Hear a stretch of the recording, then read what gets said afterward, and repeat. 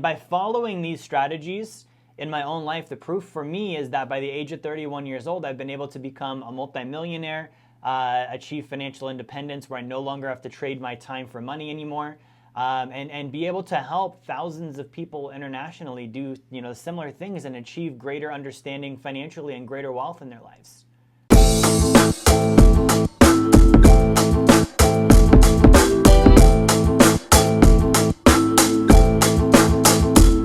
Hey, what is going on? Jerry Fetta here, owner, founder, and CEO of Wealth Dynamics. Hope you're having a good day today, a great week, good rolling into your weekend here. We're going to be talking this evening about retirement plans. Okay, we're going to talk about the truth about retirement plans. Now, before I do that, I want to jump into a quick intro on who I am, right? So I'm the owner, founder, and CEO of Wealth Dynamics. I've been in the financial services industry for going on 15 years now, right? So my expertise comes from, studying traditional finance, being a financial advisor, having all the licenses, offering all the Wall Street products and services, to, getting into a realm of looking at, okay, well, what are wealthy people actually doing? Not what are we being told to do, not what is Wall Street and the banking system pushing, but what are we actually seeing the wealthy do, okay? And so as I started studying the wealthy, I started to realize that they're not using most of the stuff that we're taught about, right? And I started to study, well, what are they using? Because I want to be successful like them. I want to use the things they're using. I want to get similar results.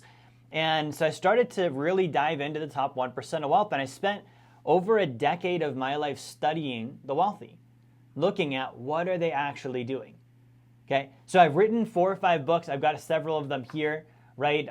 Blueprint to Financial Freedom, right? We have the Big 3 Challenge Journal. We have How to Create Wealth. Okay, we have Man in the Arena. And then I've also written a book on something called How to Protect Yourself Against Bank Failures. And so I have quite a bit of expertise that I've built up. And the thing with my knowledge, just so you guys are tracking, this is not stuff that I came up with. This is not Jerry Fetta's recipe. This is not my own thing. This really is my study of the top 1%. And what is it that they're doing? And I'm just relaying that knowledge back to you. Look what just arrived. I just got my copy of the Blueprint to Financial Freedom. Hey, enjoy the rest of the content. I don't want to interrupt you too long, but if you go to jerryfetta.com/B2F promo or click the link in the description, you can get your copy now. Right? And by following these strategies in my own life, the proof for me is that by the age of 31 years old, I've been able to become a multimillionaire, achieve financial independence where I no longer have to trade my time for money anymore, and be able to help thousands of people internationally do similar things and achieve greater understanding financially and greater wealth in their lives. Okay, now if you're watching this, you're probably not watching because you love retirement accounts. You're probably not watching because you love life insurance, right? Like most of us aren't that way. We're watching because we do want greater financial understanding. The truth is, finances are part of life, aren't they? Okay, and having greater financial understanding, it means greater control. It means greater ability to actually make the right financial decisions. There was a survey that was done in 2023 that showed that the total cost of lack of financial training for Americans, $388 billion. Okay, between $500 to $2,500 per every single working American last year on average. Right? And my thing is, what if you guys kept that? Right? What if we got rid of that expense? What could you do? What could this planet do with $388 billion that wasn't lost towards financial mistakes? Okay, so as I dive into the information here, we're going to talk about the truth about retirement plans. I'm going to go ahead and share my screen, and we're going to go through a couple of different concepts on this topic. Feel free to ask questions, whether you're live, whether you're watching the replay. Okay, I want to give you permission to comment below, right? Now, if you're watching live, let me know. Give me some likes, give me some hearts, right? Now, Finance Friday, I want to give you the purpose of why we do these. I've been doing Finance Friday for about 5 years in a row now, and it's about giving simple, true, and applicable financial training that helps good people build more wealth and make the world a better place. Okay, that's the whole focus of this. Okay, now, here's some of the rules before we dive into this. Number 1, I want you to stop right now. I want you to take a moment, and I want you to think about what your purpose is for being here right now. Why are you watching this? What are you hoping to learn? What problem are you trying to solve? So I want you to take a moment and get that. Okay, got it? Good. Now, next thing, number 2. Nobody likes a know-it-all. Don't be a know-it-all. Don't be one of those, oh, I've seen this before, I've heard this before, I heard something similar, or I read or watch or listen to so-and-so and they said something different. I want you to take a moment right now and I want you to acknowledge the things that you know. Okay, good. You know those things. Could you know more? Is it possible that there might be information you don't have? If there is, and there's that possibility, I want you to focus on that right now instead. Okay? We don't need to know about the things you know. You don't need to know about the things you know. That's not going to go anywhere. Let's search for things you don't know. Okay? Number 3, believe in yourself. One of the number 1 reasons people don't learn is they don't think that they're going to be able to use the information successfully. I want you to believe in you. Okay? Your time, your energy to watch this training right now is an investment in yourself. So I want you to believe in you. I want you to be, thinking, okay, I'm going to use this. I'm going to win with this. I'm going to have success with this. Rather than thinking, okay, this isn't going to work, or I'm not going to use it, or this is going to be like the last webinar. Now, here's the problem with online training and webinars. I'm not there with you. If I was in the room with you, we could get a lot better results. Wouldn't you agree? If I'm there with you and I'm coaching you in person, you would probably get better results. So I need you to do that for me. I need you to keep yourself focused. I need you to keep yourself engaged, okay? Number 4, the Jerry Fetta rule. Whatever you learned today, I need you to apply. You need you, not I need you. You need you to apply it within 24 hours. And I want you to play a game with yourself where if you don't, it's going to disappear forever to be never to be seen again, okay? Now, this topic, retirement plans versus the sacred account. Okay, the truth about retirement plans, the truth about the sacred account. And I want you to understand the different terms here, okay? So what is a retirement account? A retirement account, as we know, is an account that you put money in. Typically, you get a tax benefit for contributing the money there. Often it goes into Wall Street products. It gets invested until age 59 and a half, at which point you can start to take income out of the account, okay? Now, an example of that, you've got your 401k at work. You put money in, right? You get a tax deduction, don't you? That tax deducted money grows in the account, tax deferred, meaning it's not taxed while it's in there, and it's in, mutual funds and stocks and bonds and any number of other things. Okay, and then when you turn 59 and a half, you retire, you can pull the money out, right?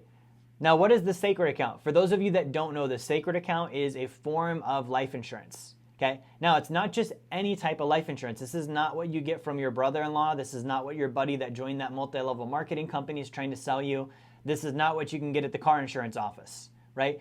This is a specially designed type of life insurance. Less than 1% of life insurance policies on the planet are this type of policy, right? So if I told you there was a certain kind of car and less than 1% of the cars in existence were this kind of car, you would be like, oh, wow, that's a rare car, right? There must be something valuable about it. The life insurance is the same way. So it's called high early cash value, dividend paying whole life insurance.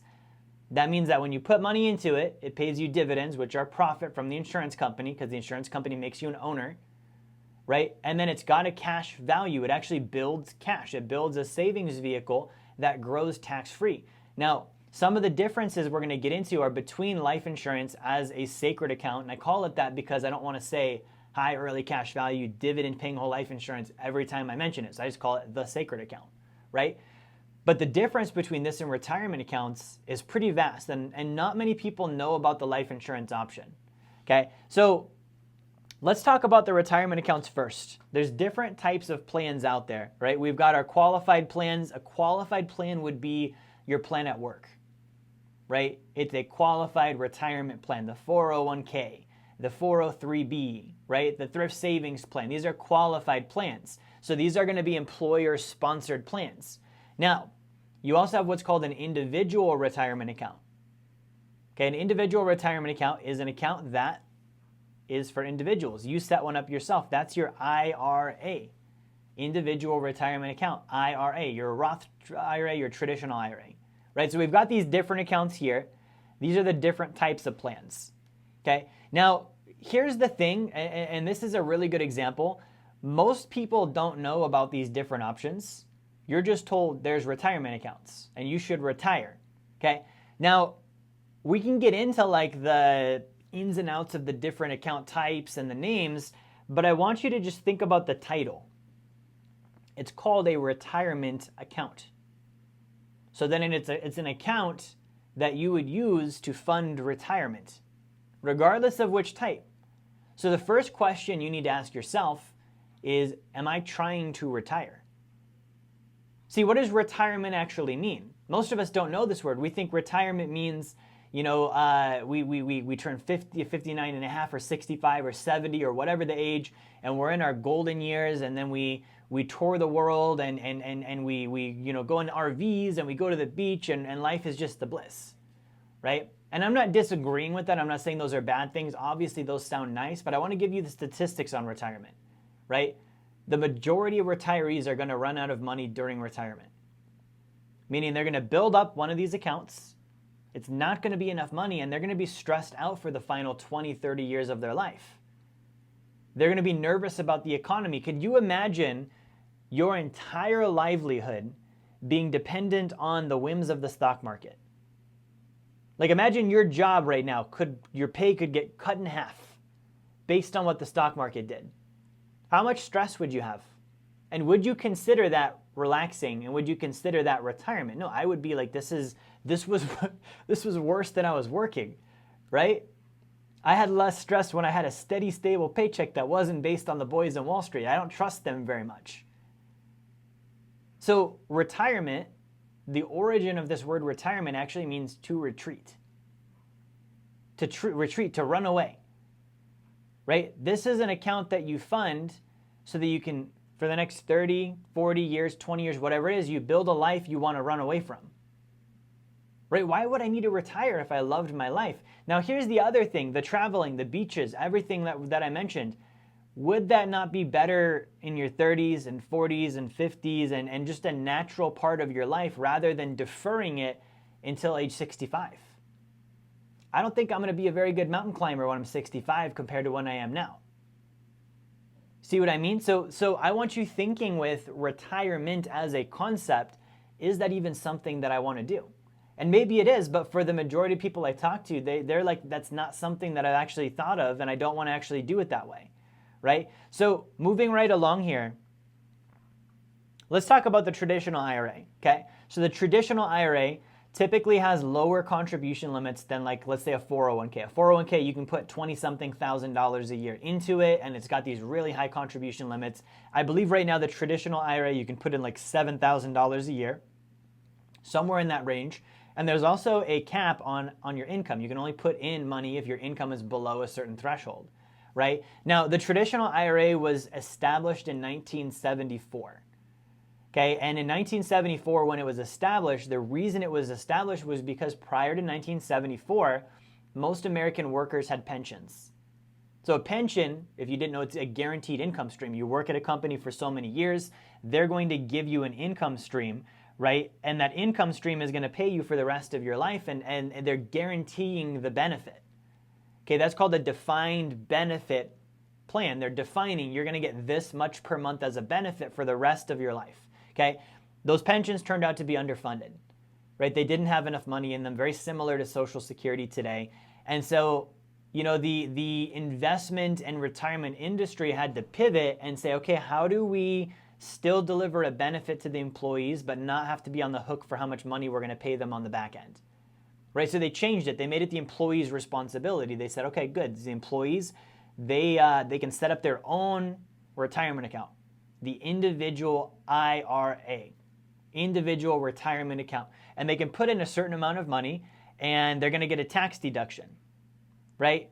We didn't give them a tax deduction on their pension. We're going to give them a tax deduction on this because they're putting their own income, they're contributing, it's defined contribution, okay? Then the growth of the money is going to be tax deferred. Obviously, if they make gains, we're not going to tax them because they're not using it yet, right? They're not receiving it. Just like if you buy a house and it grows in value and you don't sell the house, you're not going to be taxed on the gain, okay? So we're going to have that, but we need to have income limits. Now, at age 70 and a half, this account's going to have mandatory withdrawals, okay? You have to take money out. You are going to have to pull out a certain amount every year. If you don't do that, there will be a penalty, okay? Why would that be? The IRS needs to collect tax income. They can't have all of these accounts sitting there till you're 90 years old and you pass away and have no money being taken out because they generate no tax revenue. So they need to know at some point they're going to get their tax revenue. Okay? Finally, you're taxed as income on your withdrawal. Now here in parentheses it says it's essentially a loan. What do I mean by that? So check this out. You are borrowing your tax deduction today to pay it tomorrow. Okay, so think about this. Like, I'm going to sketch this out on the little space on the whiteboard. Like, the average tax rate for the average American right now is probably somewhere between state and federal, probably somewhere around 25%. Right? We're looking at 15 to 20 on the federal level, 5 to 10 on the state level, depending on the state you live in. Okay? Prior to this, there was a point in time when tax rates were 0. Okay, our highest rate right now is about 40%. Okay, 40 federal, and you're looking at maybe 50 on the state level, depending on the state you live in. Okay, so you're going from 0 to 40 to 50%, with the average being right around 25%. So tax revenue collected by the government, collected by the IRS, typically, and I saw a statistic right now, in 5 years, 50% of the tax revenue is going to get used to cover the interest on the debt that the United States owes. Within 10 years, all of it will. That's the rate that we're getting in debt. We're borrowing money from other countries, from the public, anyone we can really borrow from, we're borrowing from. So let me ask you this. If you see that statistic, do you think taxes are going to go up or down in the future? I think they're going to go up. They've gone up. They were at 0 at one point. Now they're at 40, and I just saw the stat. In 5 years, half of all the tax revenue is going to go towards paying interest on the debt that our country owes. Within 10 years, all of it will. The entire budget, all of the money that comes in will go towards just covering the debt. So they're going to need to raise taxes. So if you're in a 25% average rate now, and then let's say in 10 years it doubles, well, you put money in today and you saved 25 cents on a dollar. You put in a dollar, you save 25 cents on taxes. But in the future, when you turn 60 and you start withdrawing this money, or you turn 70 and a half and they start forcing you to withdraw this money, you are going to pull out a larger amount of money. Now, why would I say that? Inflation. When I turn 60, things will cost more then than they cost now. So I'm going to have to pull out more money tomorrow than I would today to buy the same things I would buy today. It's a guarantee. It's been happening throughout history. So I'm going to have to pull out more money, a higher dollar amount multiplied against the higher tax rate. Okay, that is going to crush the deduction that I get today if I do this plan this way. Right? So I'm not a huge fan of this. I'm not someone that's telling you put all of your money in an IRA. Now, there are strategies where this can work. I have some clients and some members who are using this because we have an exit plan. We have an exit plan on the back end. Most Americans do not have an exit plan. They don't even know that this is going to happen. Now, here's the other thing that I don't necessarily love about these accounts. In 1986, Congress repealed the traditional IRA. Okay, they ended up bringing it back, but because this is a government-created plan, they can get rid of it whenever they decide to, right? This is a conversation of what is their priority and prerogative in the moment. If it no longer works, they can get rid of the plan. They can say, hey, this doesn't work anymore. So I don't love the security behind that, right? I'm never someone that trusts the government to do the right thing for me. Now, on the other hand, we have the 401k plan. Contribution limits are higher, okay? You can put in, like I said, $20,000, $25,000, somewhere in that range per year. Okay. Now, the 401k plan was created by a guy named Ted Benna. Okay, not to be confused with Ted Bundy, right? It's not the same guy. It's important to me that you know the difference. Okay, Ted Benna invented the 401k. Ted Bundy, notorious serial killer, not the same guy. Okay, but the 401k, tax-deferred growth, very similar to the traditional IRA we just talked about. You put money in, you get a deduction, it grows tax-deferred. Right? Now with the 401k, there's no income limit. There's no, oh, you earn too much money and you can't use the 401k. If you have one in your company, you can use it.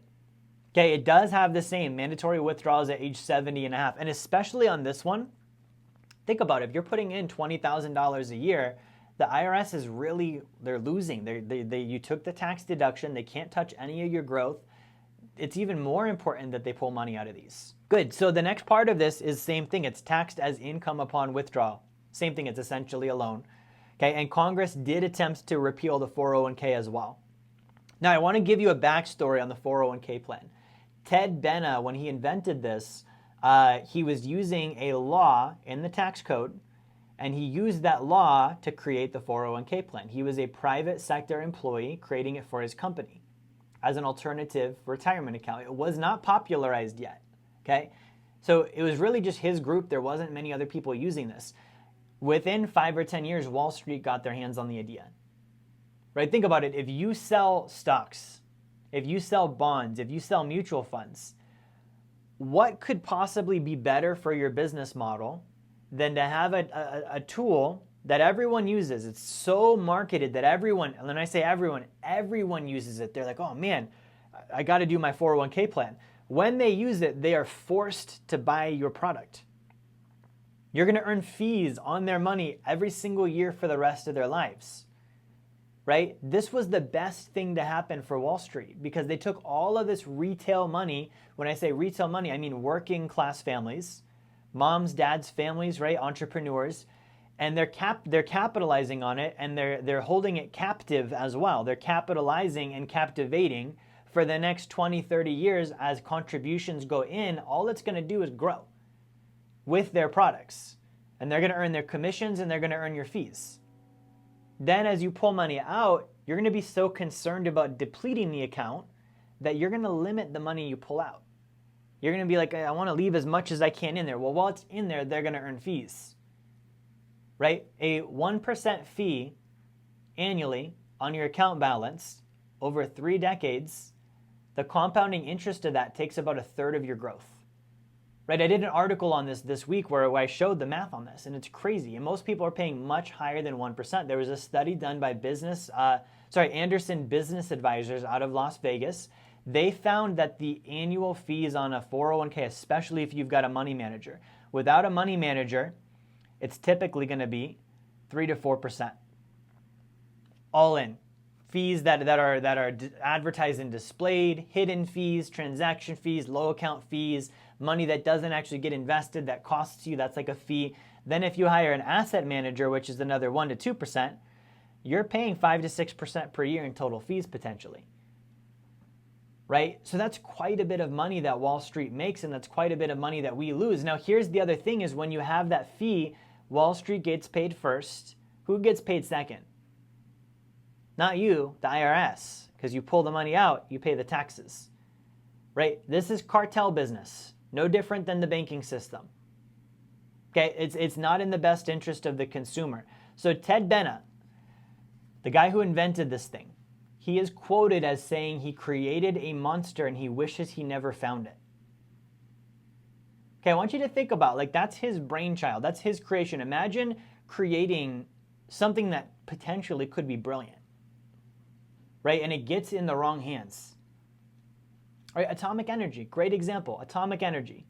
Someone discovers we can harness the power of atomic energy and all the good that could be done with it, and it gets in the wrong hands, and somebody decides I'm going to use this for evil. I'm going to use this to bomb. I'm going to use this to go to war. I'm going to use this to destroy countries. Imagine the person who first harnessed it, the amount of disdain and disgust they would have for their own discovery. Okay, imagine having a kid like that, where you have a child and you could literally come to the moment of, man, I wish this kid was never born. Right? That's intense. You don't easily get to that level. Ted Benna is there with the 401k plan. Right? Now, again, there are ways to do this right. You can do a self-directed 401k. If you don't know about a self-directed 401k, if you have a 401k at work, you can self-direct it. You need a registered investment advisor. We have one that does this. Okay? You can also sponsor your own self-directed 401k through your own company, through your own business ventures. Right? Again, it's about the exit strategy. There are things that my group, my team, we can do with a 401k plan that most financial advisors don't even know it exists. They would literally scratch their head and say it's illegal. I can't tell you how many times financial advisors have been like, that's illegal, because they've never seen the thing I do before, right? But it can be done because we look at, again, It's not just a product, it's part of the tax code. That means there's law, there's different things we need to understand, there's different aspects of it, right? So that's the 401k. Now we get into the Roth, okay? The Roth comes along in 1997. Now here's my first problem with the Roth. It's only been around since 1997, right? Like it's what is that in today's age? That would be like a 20-something-year-old, right? It's 2024 minus 1997. How old would this be? Yeah, 27 years old. Okay, so I don't want to bet my entire future on something that's only got 27 years of history. And this is a common theme you're going to see with all of these. The 401k in 1979, that's not even as old as my dad. The traditional IRA in the mid-1970s, that's as old as my dad. The Roth, that's like the age of my youngest brother, right? We have never seen a generation of people successfully use any of these tools. Guys, think about this. This is a giant social experiment. We don't know what happens, and the stats aren't good. The stats are showing, a survey recently showed that 70% of people age 65 said they didn't think it was possible to retire. The average retirement account is like $70,000 to $100,000. The average retiree is going to run out of money in the first 10 years, right? So we can see the numbers aren't working in our favor. Something is off. The Social Security Administration themselves, they came out with a study, and they said out of the entire population, 5% are actually going to achieve financial security by age 65. 95% will not. Okay, so we have a system that's not proven. I'm not even here telling you it's rigged. I'm just saying, guys, the boots ain't even broke in yet. Like let's not plan to hike the Antarctic with the boots. We don't even know if they're going to be there yet. They could fall apart. Right? The 401k might not be there. The IRA might not be there. They already tried to get rid of it. They successfully did once. What if they do it again? Not to mention the whole thing is run by Wall Street. I don't exactly trust those guys. Right? I don't know about you, but I've never seen, other than the movie The Pursuit of Happiness, I've never seen a positive movie about Wall Street. It's never, they helped people. Oh, they did the right thing. No, it's always like they ruined the economy, they ripped everybody off, they paid themselves bonuses with the bailout money, right? Like you can look at 2001, 2008, like all of these different things, and there's proof. This is not an honest group of people. Okay, so the Roth, let's get back to it. Tax-free growth. So you put the money in, you don't get a tax deduction. Okay, you're just putting in net income. You already pay the taxes, but all the growth is tax-free. Okay, so that's the benefit on the Roth, is you're kind of, pulling your money out of the tax system, if you will. Now, there is a contribution limit. Again, that's around $7,000, maybe $7,500. I forget the exact number this year. It changes. It goes up a little bit every year. But you have an income limit as well. Okay, so you can only earn a certain amount of money. You can only put in a certain amount of money. You do need to take mandatory withdrawals as well. You're tax-free upon withdrawal. So that's the benefit, is you're not going to pay taxes on the withdrawal. If you withdraw early, you will pay penalties, okay? Now, Congress has discussed repealing the Roth since 2013, right? They don't like the idea that there's this account that's holding all of this tax-free money.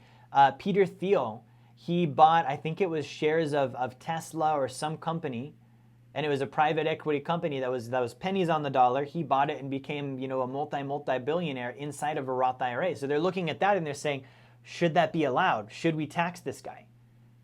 Right? So I don't like that conversation. You know what I mean? I don't like the idea that at any moment the IRS can say, we don't like this. Okay? So that's the Roth IRA. So let's summarize some of the risks here. Okay, some of the risks involved. We've got definitely the risk that it's an IRS-sponsored plan. Okay, anything the government invented, anything the IRS is in on, I'm not necessarily going to be like, I want to go in business with those guys. Right? Like I'm doing enough to get them off my back as it is. I don't need to be sending them more money. Right? So I'm not keen on that. Taxation is always a risk. Right? Because you have tax-deferred money, you've got rising tax rates, the IRS and the government, they're going to want to get their hands on the money. Think about it. If we've got half of the U.S. Budget going towards interest on debt over the next 5 years and 100% of it projected in the next decade, how interesting do you think these IRAs and 401ks start looking to the government?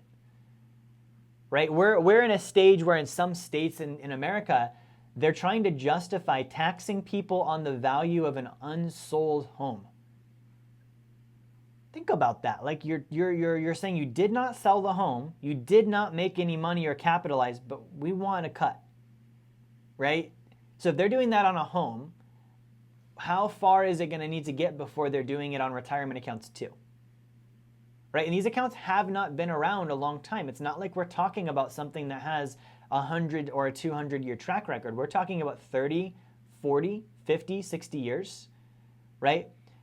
So that's taxation and nationalization. Let's just take it all. Let's use it for the greater common good. Then you have the products inside of them, right? Because these are captive accounts, in most cases, you're going to be limited to, whatever stocks and bonds and mutual funds Fidelity is offering you, or whatever Vanguard has for sale, or whatever American Funds is pitching, right? These are all the Wall Street fund groups that are saying, hey, we're gonna sponsor your retirement account, right? What does that mean? They're gonna sponsor the account. It's kind of like saying, we're gonna sponsor this prison system, but we're not gonna call it a prison system. We're gonna call it a buffet, right? So we're gonna sponsor this buffet, but as soon as you enter, we're gonna lock the doors and you can't leave. And you need to pay us a lot of money if you want to leave, right? I wouldn't be going to many of those buffets. I'd be like, I'm good. I mean, buffets aren't good in the first place, just like the Wall Street products really aren't good in the first place. Most of them don't even outpace the stock market by itself. Right now, I'm not a huge fan of stocks either. I like to invest in things I control, that I understand, that fit me. The stock market doesn't do those things. So you've got market volatility, you've got manipulation. We know the stock market is a casino, right? And then you've got custodial investment limitation. You've got fees. We talked about that. You've got changes in legislature. There are a lot of risks involved, and these are not risks that most people talk about, right? When you hear someone talk about retirement account risks, I want you to think about, what are the usual things you hear? You hear things like, oh, the market, right? You hear maybe a little bit about the market volatility, but what do they tell you? Oh, just buy low and sell high and hold on for dear life. It'll go up. Just don't sell when it's down. Well, duh. Thank you for that. That's a brilliant piece of advice. Don't sell when you've lost money. Thank you. I really think that was one of the more profound financial things I've ever heard. It must have taken them a long time to think of that. It's like when you're bleeding, oh, don't rip the wound open more. Or you get a cut, don't cut your leg off. It will heal. Well, thank you. I was not going to cut my leg off. Right? So these are usually the things, it stops kind of there. It's volatility, it's risk. You don't hear about any of these other risks. Think about, where do you hear people talking about this, and do you agree that these are real? As you watch this, as you listen to this, is this real to you? Where you're like, yeah, I could see this is a system where the IRS makes money before I do. I could see that I pay more on the back-ended taxes than I get in the front end on the deduction. Right? I could see that the government could nationalize these and confiscate them or access them for tax revenue. I could see that they're investing in products and services that Wall Street runs, and that's not the most trustworthy group of people. They don't have the best track record. I could see that I can only invest in those products because Wall Street sponsored the plan. I could see the fees adding up. I could see changes in law. Like, these are all things for me that were very real. And so I decided I don't really want to do these. Now you have to realize, for me, I was a financial advisor. So for a financial advisor who sells these for a living, to say, I don't think I like what I'm selling, is kind of like saying, I'm going to make a new career choice, right? It's not a small thing. It's got to be pretty significant, especially for me. If you know me, I'm not gullible. Like, everything I do is calculated, thought through, logical. And so when I'm looking at this and I'm like, I don't even feel good about the thing I'm offering people anymore, let alone wanting to do it for myself, right? So what did I find instead? I found the sacred account. Okay, the sacred account is the life insurance policy. Like I mentioned, we call it the sacred account rather than saying high early cash value, dividend paying whole life insurance every single time. I can say it fast now because I've said it so many times. But trust me, when I first said it, I was like, high early cash value. It was not the easiest thing to get out. So I was like, let's just call this the sacred account. Sacred account. You can contribute money and get tax-free growth. Right? Now, there's no contribution limit on these. You can put in as much money as you would like to. You just keep putting in more and opening more accounts. So it's unlike the Roth IRA. We can put in money and get tax-free growth like a Roth, but you're not limited to the $7,000 a year that a Roth IRA is limited to. Right? So imagine having a Roth IRA. You could put as much money as you wanted into and never pay taxes again. Now, there are no asset management fees. You're not paying a percentage of your assets to anybody. Okay, and it was so funny. I had a wealth manager a couple of months ago, got with one of my clients and was, spreading all sorts of false information and making sure he felt really, really special about the licenses he studied so hard for. He's like, the life insurance is so expensive and this and that. And he didn't bring up anything about what's the real cost of that 2% fee you're charging your clients every year. Let's talk about that, because on the life insurance policy, this thing breaks even. I showed a client yesterday a policy of theirs that broke even in year 2. Meaning they put in 300 grand, and in year 2, they had more than 300 grand. Every year after that, there's no cost. Something that continually puts money in your pocket, right? So it's tax-free growth. There's no management fees. It can't be changed or taken away. So a life insurance policy is a unilateral contract. It is a one-way agreement between you and the insurance company. You are the one party, unilateral, one lateral direction, right? Like the band, okay? So you are the only party that can make changes to the contract. These life insurance companies have been around longer than the IRA, longer than the 401k, longer than Wall Street's most of their mutual funds, longer than the banking system itself, longer than the IRS in most cases, right? Literally, Joe Biden owns 6 of these. The number one owner and purchaser of these exact life insurance policies on the planet are the largest banks in the world. Bank of America has over $20 billion in cash value, right? Corporations use these. The wealthy use these. The Rockefellers are known for using these. So the wealthy are using them. That makes them secure. They're not going anywhere. Do you think that Joe Biden, for example, because we talk about politics, he's the head honcho right now as we watch this, do you think he's going to make a law that injures himself financially? Probably not. You think the banks are going to let him? No, the lobbyists are going to have a heyday if they try to change it. Here's how in control the life insurance companies are. Okay, I want you to take yourself back to 2020. Right? Pandemic hits, stuff's going crazy, and they keep doing these bills. They keep passing these emergency bills to give people stimulus money. Right? Who remembers the $1,200 stimmy check? Right? The whole $1,200 they gave us. Okay? I didn't get one. Right? But you have these bills that keep coming out. At the end of 2020, the final bill that came out in 2020 was right around Christmas, New Year's. Right? The life insurance industry lobbied in that bill to raise the contribution limits on life insurance policies so that their wealthy clients could put more money in them. Has nothing, think about, that has nothing, zero, zilch to do with emergency relief. That has nothing to do with stimmy checks. That has nothing to do with what was happening at the time, but they slipped it in there. Right? So my point is, they're not going anywhere. They've been around for 100 to 200 years. These are some of the strongest, most powerful companies on the planet. Right? New York Life Insurance, last time I checked their balance sheet, their net book value, which is the net worth of a company, was larger than the size of the country of Kuwait's total worth. Like literally, they could just go buy Kuwait if they wanted to. That's how big they are.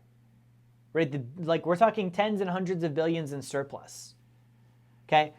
They can't lose money. A life insurance policy is guaranteed against loss.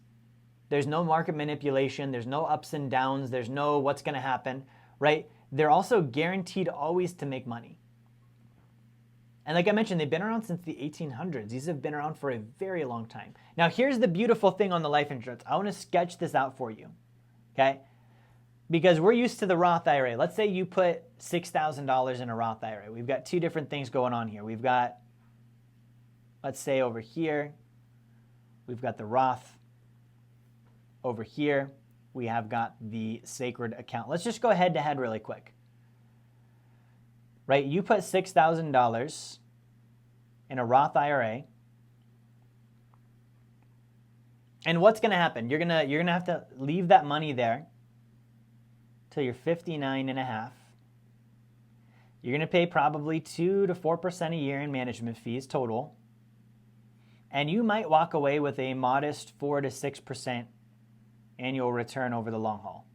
And when you're finally done, you can withdraw that money tax-free. Right? Now, we do the same thing with the sacred account. We put $6,000 in. We do that every year till we're 59 and a half. Okay, so first thing, you put in $6,000.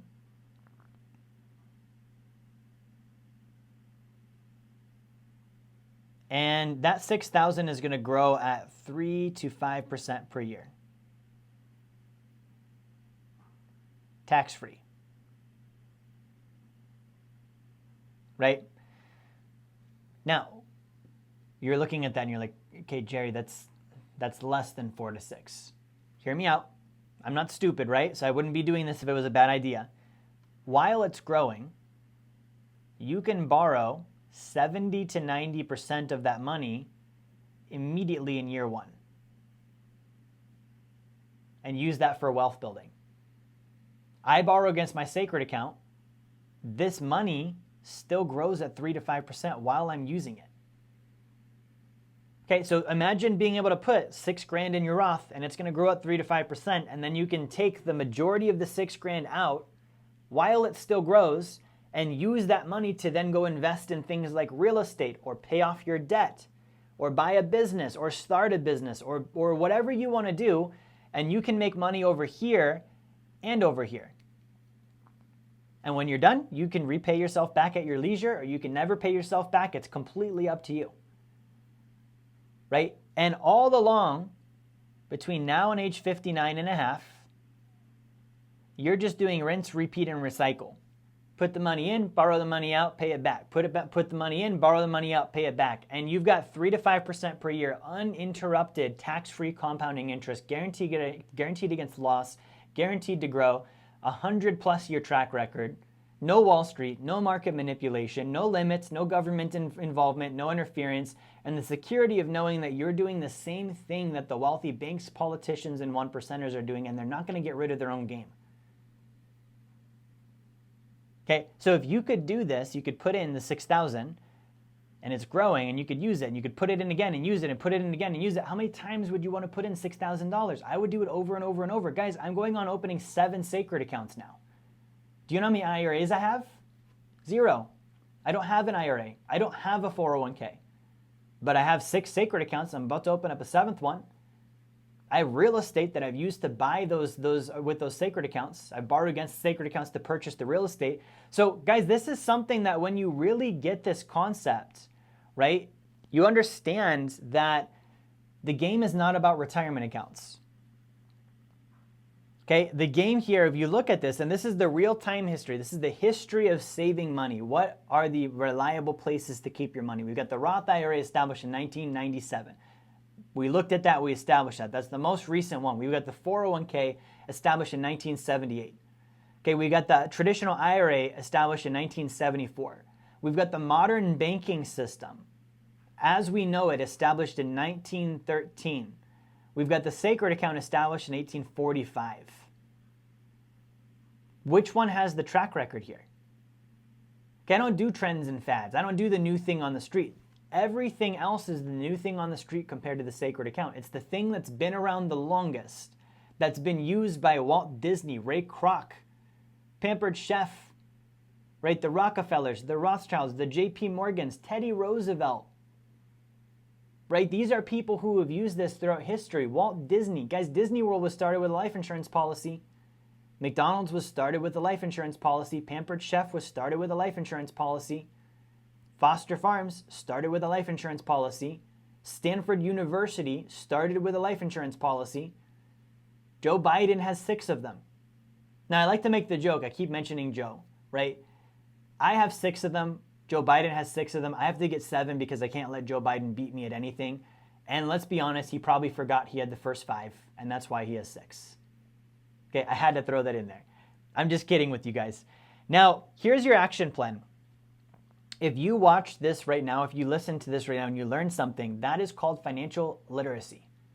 you have just gained knowledge on finances. I want to congratulate you on that, because you're like, oh, I learned something, and we're so used to watching and listening and reading. But guys, this is an investment in yourself that you just made. You just invested time, money, energy in wealth creation, literacy, financial training, whatever you want to call it. The next step is I want you to get my book and I want you to read it. Okay? Grab my book, read it, Blueprint to Financial Freedom. Right? And this book goes into, you've got it on the screen here, but this goes into the sacred account. This goes into the actual blueprint that the top 1% have used for the longest time to build their wealth. This is the thing that I did that made me financially independent by age 31. This is what I followed.